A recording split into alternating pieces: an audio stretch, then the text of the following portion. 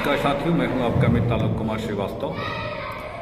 मैं देख रहा हूं कल से काफ़ी लोगों का फ़ोन कॉल्स, काफ़ी लोगों का मैसेजेस आ रहे हैं, खास करके नई नियमावली को लेकर कि क्या नई नियमावली में 60-40 ख़त्म कर दिया गया है, नई नियमावली में 60-40 नहीं है, और तमाम तरह की बातें हैं जिसको लेकर अभ्यर्थी काफ़ी परेशान हैं। और ये परेशानी खासकर तब शुरू हुई है जब किसी संगठन के प्रदेश प्रवक्ता ने आके ये कह दिया कि नई नियमावली में एकेडमिक मार्क्स पे बहाली होगी, जैसे पुराने तरह से बहालियाँ हो रही थी वैसे होगी, 60-40 वाली कोई बात, ये सब अफवाह है। तो सबसे पहले तो हम आपसे पूछना ये चाहेंगे कि क्या वो किसी पार्टी के प्रवक्ता हैं, क्या वो शिक्षा विभाग के प्रवक्ता हैं, क्या वो सरकार के प्रवक्ता हैं, कि आप लोग उनकी बातों को सुन के एकदम हाय तौबा करना शुरू कर दिए, जबकि ऐसी कोई बात है नहीं। अभी जाके उनका थोड़ा इतिहास देखिए। आप जब इतिहास देखिएगा तो आपको पता लगेगा कि जहाँ मेरिट नॉट मेरिट का खेल शुरू हुआ था वहाँ वो नॉट मेरिट के पीछे खड़े थे।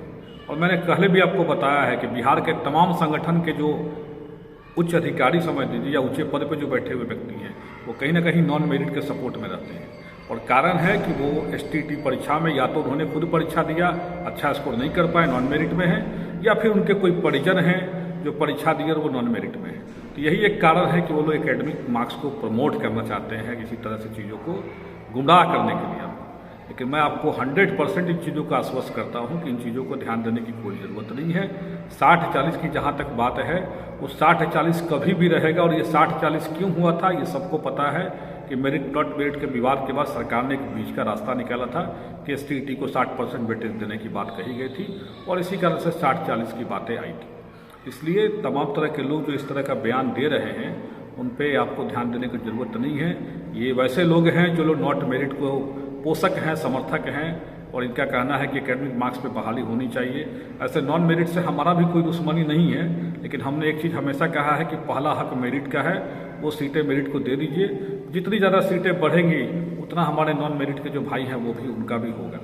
और ऐसे लोग जो इस तरह की रिमोट फैला रहे हैं उस पर ध्यान देने की कोई ज़रूरत नहीं है आपको। कोई इनकी बातों की ऑथेंटिसिटी नहीं है। आप खुद देखिएगा, ये तो खैर दूध का दूध पानी का पानी बहुत जल्द होने ही वाला है। और फरवरी महीना काफ़ी इंपॉर्टेंट है हम लोग के लिए, क्योंकि बजट सत्र है, और बजट सत्र से पहले नियमावली देना सरकार की बाध्यता है।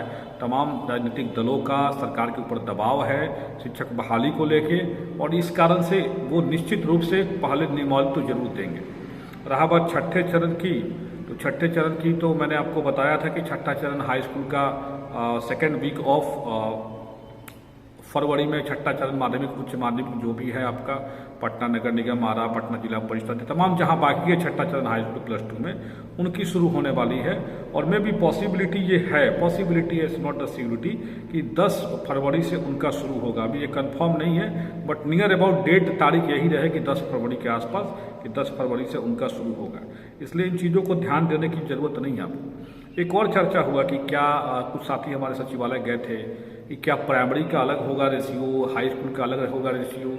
इस पे भी मैं आपको बता दूं कि देखिए, प्राइमरी में 6 to 8 TGT में आता है और 9th-10th भी TGT में आता है। तो दोनों का अलग अलग रेशियो होना व्यवहारिक रूप से संभव नहीं है। अब सरकार की इच्छा है, सरकार की पॉलिसी है, तो वो तो बना सकते हैं कुछ भी, उसमें हमें कोई दिक्कत नहीं है उन चीज़ों को लेके। सरकार अपने से जो करे उससे, लेकिन जहाँ तक बात हमें लगता है कि 9th-10th और 6 to 8 दोनों माध्यमिक शिक्षक में आते हैं, इसलिए जो भी अनुपात रहेगा 60-40 का वो दोनों में बराबर रहेगा। एक चीज़ और आश्वस्त हो रही है कि 60-40 जो है वो एकदम निश्चित है, लॉक है। वो हो सकता है कुछ ज़्यादा हो जाए तो आपके लिए अनएक्सपेक्टेड होगा, हो सकता है कि भगवान ने आपकी सुन ली होगी तो कुछ ज़्यादा भी मिल सकता है आपको, लेकिन 60-40 से आपको कोई रोक नहीं पाएगा। 60-40 एकदम लॉक है। और ये तमाम तरह की जो खबरें हैं कि 60-40 नहीं है, वो सारी खबरों में कोई दम नहीं है। वो लोग बस ऐसे ही घर बैठे बैठे खबर ले लेते हैं, दैनिक भास्कर के पोर्टल पे जो न्यूज़ छपता है वही न्यूज़ को आपको आके सुना देते हैं। उनके पास कोई ऑथेंटिसिटी नहीं है कि हाँ किसी अधिकारी से बात किए हो या कोई अथी से बात किए हो जो इन चीज़ों को देख रहे हैं नियमावली को लेके। बस पब्लिक डोमेन में जो चीज़ें हैं, दैनिक भास्कर के पोर्टल पे जो न्यूज़ है वो तो न्यूज़ पढ़ के हम भी सुना देंगे अभी आपको, लेकिन जो न्यूज़ है दैनिक भास्कर के पोर्टल पर अगर वही न्यूज़ सुनाना रहता तो फिर लोग सचिवालय क्यों जाते हैं। तो जो लोग सचिवालय जा रहे हैं, ग्राउंड स्तर पे जा रहे हैं, वो आपको बता सकते हैं कि हाँ क्या है नहीं है। और वहाँ से जो खबरें हैं वो 60-40 आपको कंफर्म है, उसके लिए आप निश्चिंत रहिए। आज वो सीक्रेट की वकालत कर रहे हैं कि सीक्रेट में बहुत सारी धांधलियाँ हो रही है। नो डाउट इसमें धांधली हो रही है, लेकिन जो लोग मेहनत से 120-125 नंबर लाते हैं सीक्रेट में, उनका क्या होगा? अगर आप कह रहे हैं कि एकेडमिक पे बहाली हो, तो एकेडमिक के तो हालात सबको पता है कि बीएड में और बीए में क्या होता है बिहार में, कैसे 80-85% आपको नंबर आपको बीएड में मिल जाएगा, घर बैठे हुए आपको डिग्री मिल सकते हैं बीएड में। आपको पता पड़ा ही होगा, लोग क्लास करने कितने लोग जाते हैं, सबको पता है आपको इन चीज़ों को लेकर। 10,000 रुपया एक्स्ट्रा दीजिएगा तो आपको 85% 88% नंबर बीएड में मिल जाएंगे। तो खैर उन चीज़ों पे हमें नहीं जाना, लेकिन सीटेट एक ऑथेंटिसिटी वाला एग्जाम है। जब सेंट्रल लेवल की एजेंसी वो एग्जाम ले रही है, अगर वहाँ कुछ गड़बड़ी हो रही है तो उस गड़बड़ी को विरोध करना है। अब ये विरोध थोड़ी करना है कि हमको सीटेट के मार्क्स को ही छोड़ देना, ये तो गलत हो गया ना। क्योंकि अगर देखा जाए तो बिहार सरकार की जो एजेंसी है उसके द्वारा एग्जाम हो, वहाँ भी होता है तमाम तरह के फर्क। तो ऐसा नहीं कि केवल एक ही एग्जाम को आप ठीक करेंगे, तो बस एक एग्जाम को लेके आप कहिए कि नहीं सीटेट वाला नहीं होना चाहिए था, तो ऐसा हमें नहीं लगता है। रहा बात ये 60-40 का, तो 60-40 आप कन्फर्म मान के चलिए, ज़्यादा हो सकता है, कम नहीं होगा ना, निश्चिंत रहिए इन चीज़ों के लिए। और ये स्पेशली हाई स्कूल के लिए मैं कह रहा हूँ। कल जो खबरें सुना कि प्राइमरी में कुछ चेंज होगा, तो मुझे वैसे उस खबर के ऊपर मैं पुष्टि अभी नहीं करूँगा, क्योंकि मुझे उसकी कंफर्म जानकारी नहीं है। और जब तक मैं ग्राउंड लेवल से अपने से जानकारी उसको ना ले लूँ कि क्या है नहीं है, तब तक ये कहना मुश्किल होगा। लेकिन एक चीज़ और है कि मैं आपको हमेशा बताया हूँ कि 60-40 होने के पीछे का रीज़न सिर्फ मेरिट नॉट मेरिट का विवाद है। सरकार कभी भी नहीं चाहेगी कि मेरिट वाले हमारे साथी छटे, इसलिए सरकार हर स्तर से ये प्रयास करेगी कि जो भी साथी मेरिट के हैं वो मेरिट में रहें। इसके लिए आप एकदम निश्चिंत रहिएगा। ऐसी चीज़ें आप जो सुन रहे हैं वो सब सुनने की ज़रूरत नहीं है। वो सब न्यूज़ डेली पोर्टल जो होता है न्यूज़ पोर्टल, वहाँ पर सारी चीज़ें हैं, तो न्यूज़ पोर्टल पर जाकर हम पढ़ लेंगे। क्या जरूरत है उन लोगों को सुनने का भाई? तो आप उन सब चीज़ों से दूर रहिए। अब देख रहे हैं पब्लिक डोमेन में नियमावली रखने की मांग वो लोग कर रहे हैं कि पब्लिक डोमेन में नियमावली रखा जाए। आप बताइए कि सर शिक्षा विभाग ने, सरकार ने पहले पूरा तमाम शिक्षक संगठनों को बैठा के उनसे मीटिंग किया, उनकी तमाम जो मांगे थी उनको मांगों को ऑथेंटिक रूप से ऑफिशियली लिया और कहा कि इन मांगों पर हम विचार करके नियमावली को ड्राफ्ट करेंगे। अब उनको जो मांग मानना था उन्होंने माना, जो नहीं मानना था वो नहीं माना और नियमावली को फाइनलाइज कर दिया। अब ये मांग कर रहे हैं कि पब्लिक डोमेन में नियमावली रखा जाए। अरे भाई, जब अब तक आपकी बात नहीं मानी गई, 77 संगठन बैठ गया तब आपकी बातों को नहीं माना गया, तो अब क्या सरकार नियमावली बना के पब्लिक डोमेन में रखेगी, तब अब दबाव बनाइएगा तो आपकी बातों को मान लिया जाएगा? जब वहाँ 77 संगठन बैठ के आप कुछ नहीं कर पाए तो अब क्या होगा मतलब? और अब ये मांग करने की क्या जरूरत है कि पब्लिक डोमेन में रखा जाए? सरकार की पॉलिसी है, सरकार अपना रखे ना रखे। लेकिन मैं ये भी कहना चाहूँगा, कानूनी रूप से ऐसी कोई बाध्यता नहीं है किसी सरकार के पास कि जब भी वो नियमावली बनाए पब्लिक डोमेन में रखा है।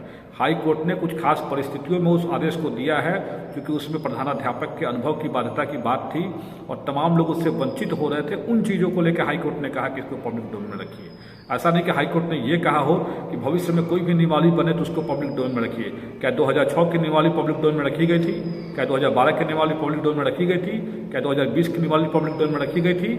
क्या तमाम बिहार से बाहर भी जो स्टेट है, उत्तर प्रदेश है, मध्य प्रदेश है, क्या वहाँ नियमावलियाँ बनती है तो पब्लिक डोमेन में रखी जाती है? बिल्कुल नहीं। तो हाई कोर्ट ने बस ये कुछ खास परिस्थितियों में आदेश दिया था। शिक्षा विभाग अगर इसको लेकर अगर करे तो शिक्षा विभाग के पास एक और मौका है कि हमने तमाम शिक्षक संगठनों से मीटिंग करने के बाद ये नियमावली जारी किया था। इसलिए इन चीज़ों पे मैं विराम लगाता हूँ। सारी चीज़ों पर अफवाहों पर ध्यान देने की जरूरत नहीं है। और क्या इनके खबरों की ऑथेंटिसिटी है, ये नियमावली आने के बाद आपको पता चल जाएगा। नियमावली आने के बाद ऐसे लोग आपको दिखाई नहीं पड़ने वाले हैं इन चीज़ों को पुष्टि करने के लिए। बस वेट एंड वॉच करिए, सब्र करिए। सब्र का बात तो क्या टूट ही गया है, लेकिन तब भी सब्र करिए। मजबूरी हमारे साथ है कि नियमावली हम पब्लिक डोमेन में नहीं ला सकते हैं या हम आपको नियमावली जारी नहीं कर सकते हैं। नियमावली जैसे ही जारी होगी, पास होगी, आएगी, बट उम्मीदें हैं कि फरवरी मंथ में नियमावली जरूर आएगी। बजट सत्र आपको मौजूद है। तो तब तक के लिए धन्यवाद आपको। और भी कोई अपडेट होता है उसको मैं अपडेट करूंगा आपको। ये वीडियो इसलिए बनाया कि तमाम लोग बहुत परेशान हैं, उन्हीं परेशानियों को ध्यान में रखते हुए ये वीडियो बनाया मैंने। धन्यवाद।